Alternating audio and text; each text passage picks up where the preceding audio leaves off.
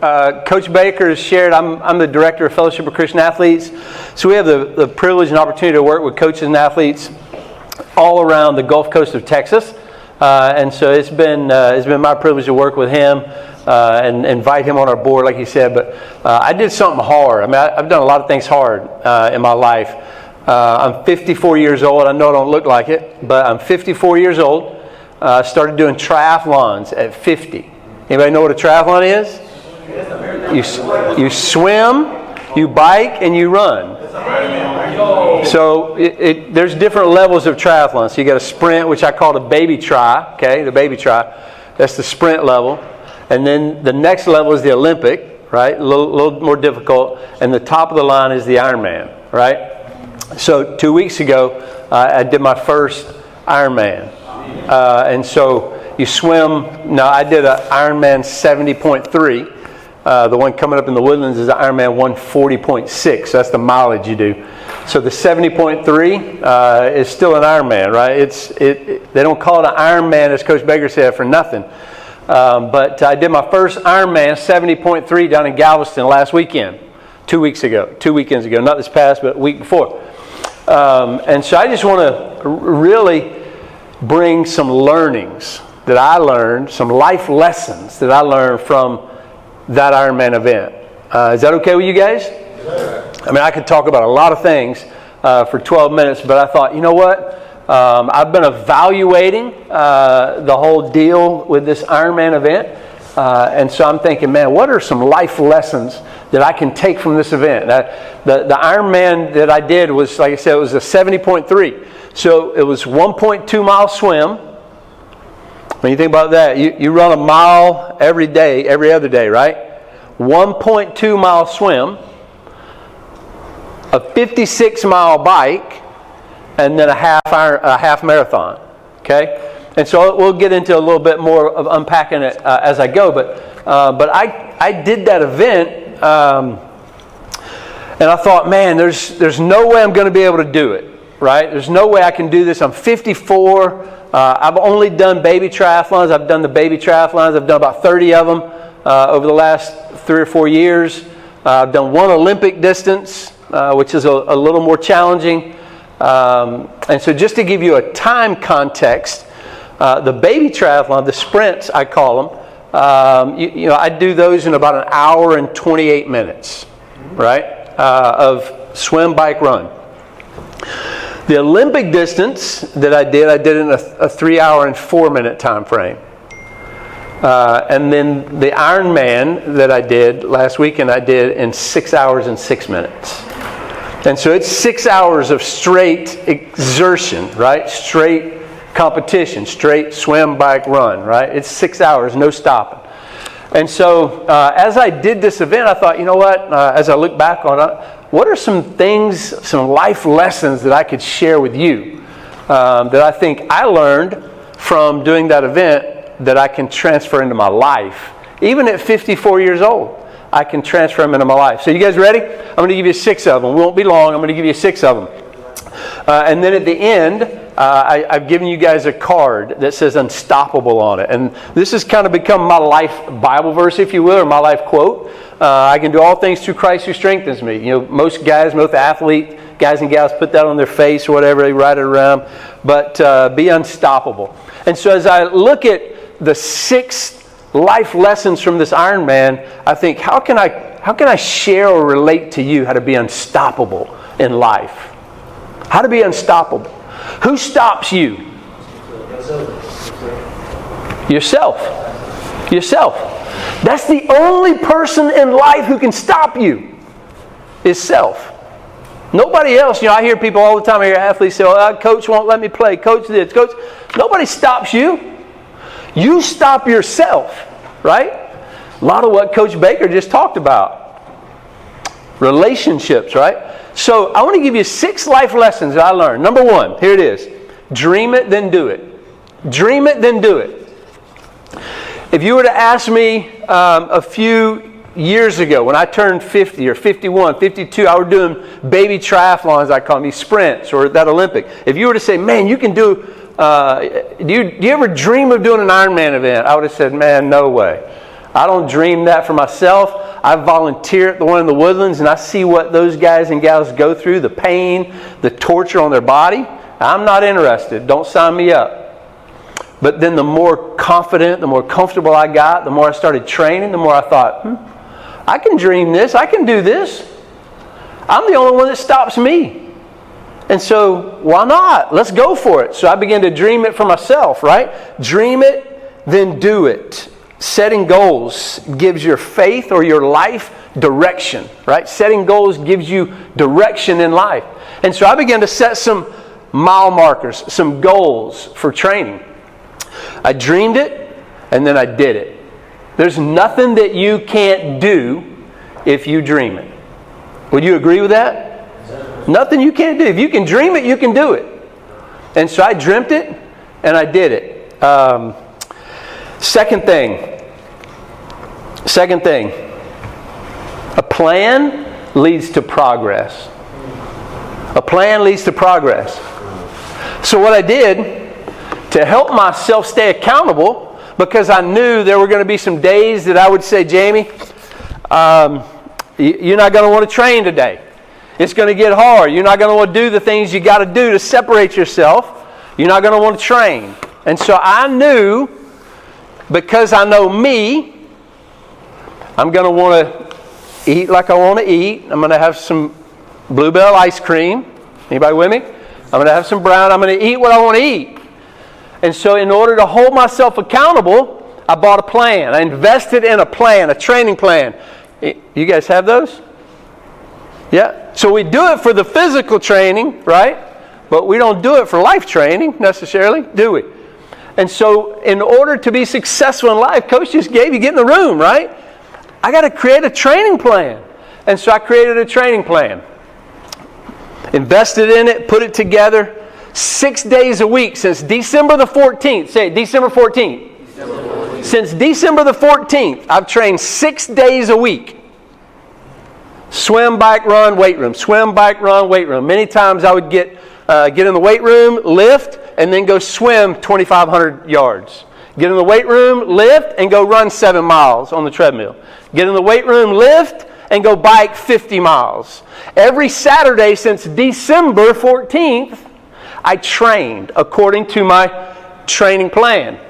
It's on my phone. I can pull it up. 128 hours. 128 hours total training. And it's broken down by swim time, bike time, run time. But I worked according to that training plan. A plan leads to progress. So December the 13th, if you'd have said, Jamie, can you do this? Well, not on December 14th, I can't.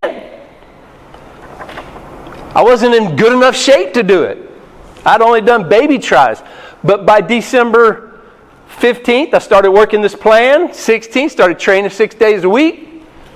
My first Saturday out on my long ride, middle of January, I rode 50 miles on my bike. I began to work the plan, right? Because a plan leads to what? Progress. A plan leads to progress. That was number 2, right? Success doesn't happen by accident. Right? You're not going to wake up tomorrow and be successful. Right? Success does not happen by accident. Intentionality. You got to work a plan. Create a plan and work a plan, right? So what's your game plan for life? The third thing, discipline builds strength. Say that with me. Discipline builds strength. Discipline builds strength. One of the notes I made here is nothing great happens without daily discipline. I mean, let that sink in for a moment. Nothing great happens without daily discipline. There were plenty of days that I didn't want to go to the gym. I can promise you, from December 14th until April the 7th. There were plenty of days I didn't want to go to the gym. 6 days a week, golly, I'd rather be doing something else. There were plenty of days that I would have liked to have eaten a bowl of Bluebell ice cream or eat whatever I wanted to eat. But I recognized that discipline built strength. And I had to discipline my body, discipline my eating habits, discipline my mind, right? Put myself in difficult situations so that the discipline would build strength. right? So discipline builds strength. Takes consistent training. I didn't just wake up one day on December 14th and say, I'm going to do an Ironman.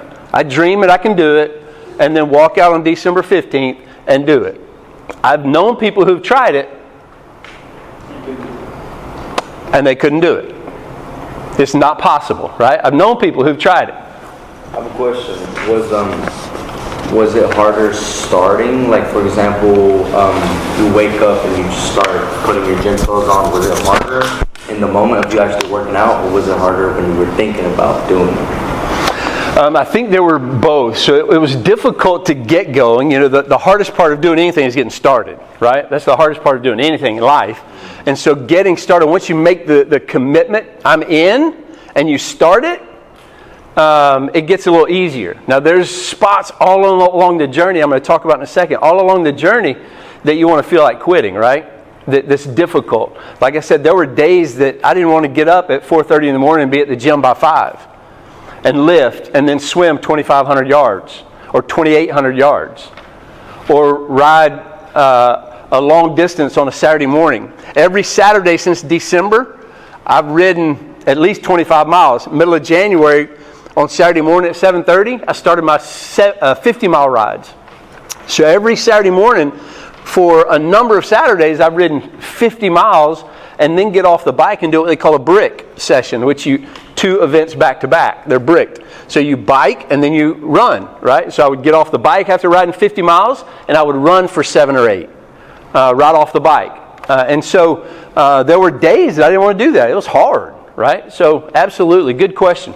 So discipline, you got to discipline yourself, right? I had to discipline myself to go to the training. I had to discipline myself to get in the gym. I had to discipline myself what I fueled my body with, right, in order to build strength. The fourth thing, keep going even when it's hard. Keep going even when it's hard.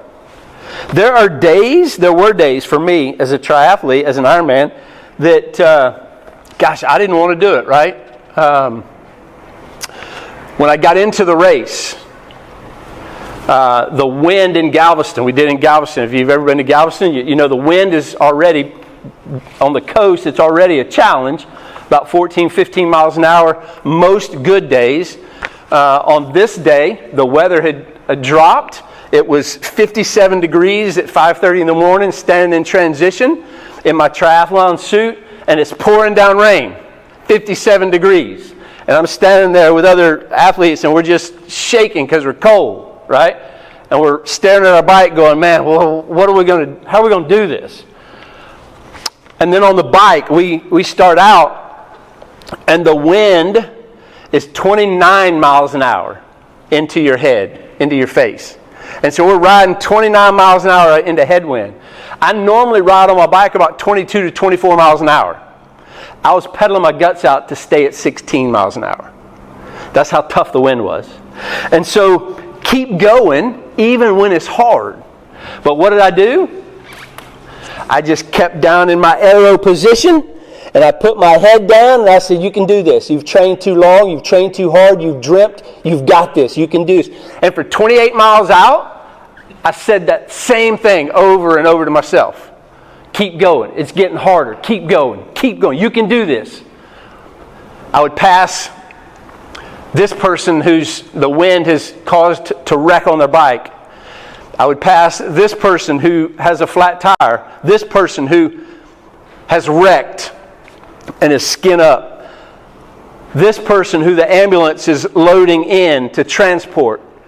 And the entire time thinking, you can do this, you can do this, you got this, you got this. Keep pedaling.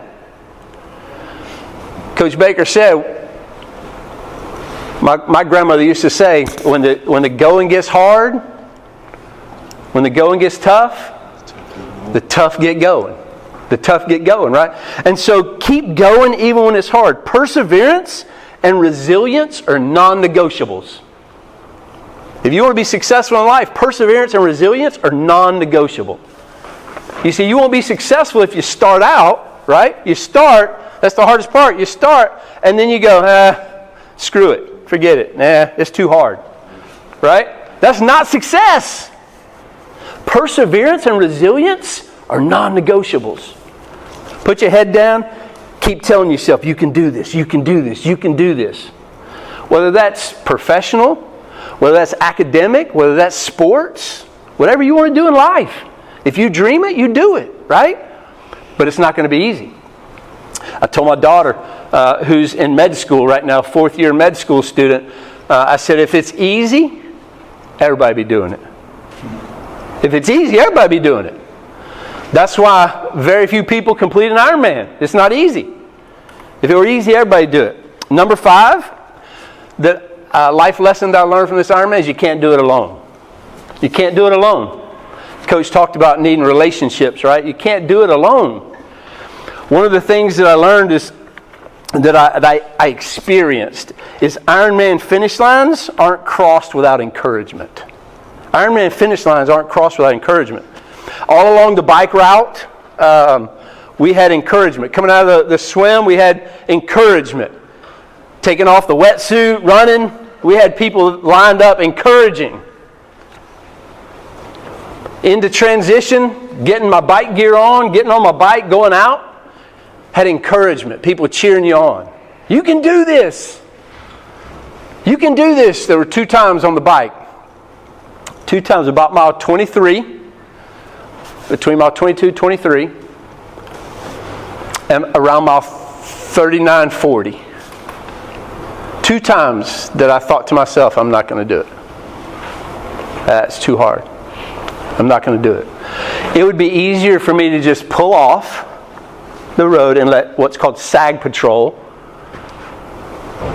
come pick me up, load me in a nice comfortable truck, get some warmth, get some hot chocolate, and let them carry me back, and I would just go DNF, did not finish. Much easier to do. But I began to think about the number of hours I trained. I began to think about the people who invested in me, the people along the way encouraging me. You can do this, you can do this, you can do this. And so you can do it, but you can't do it alone. You need people to encourage you.